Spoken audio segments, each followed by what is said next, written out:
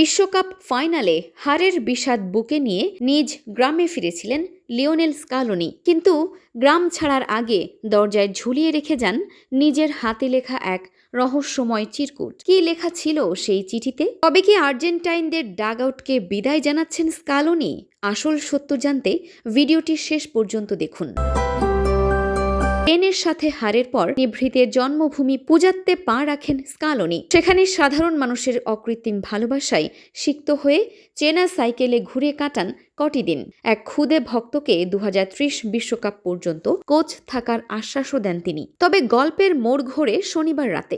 গভীর রাতে নীরবে গ্রাম ছাড়ার সময় দরজায় ঝুলিয়ে যান এক টুকরো চিরকুট, যেখানে লেখা ছিল, লিও গতরাতে চলে গেছে। এত ভালোবাসার জন্য সবাইকে ধন্যবাদ। সোশ্যাল মিডিয়ায় সমর্থকদের কাছে ট্রফি না আনার জন্য ক্ষমা চেয়ে তিনি লেখেন, গত কদিনে তীব্র যন্ত্রণা ও প্রশান্তি এক হয়ে গেছে। আপাতত স্পেনের মায়োর্কায় পরিবারের কাছে ফিরেছেন তিনি। উইন্ডোতে ডাগ আউটে দেখা গেলেও এবছরের ডিসেম্বরেই শেষ হচ্ছে তার চুক্তির মেয়াদ। এরপর তিনি থাকবেন নাকি বিদায় নেবেন তা নিয়ে চলছে চরম জল্পনা। ব্যর্থতার দায় নিজের কাঁধে নেওয়া স্কালোনির কি 2030 বিশ্বকাপ পর্যন্ত আর্জেন্টিনার প্রধান কোচ হিসেবে থাকা উচিত? আপনার মূল্যবান মতামত কমেন্ট বক্সে লিখে জানান।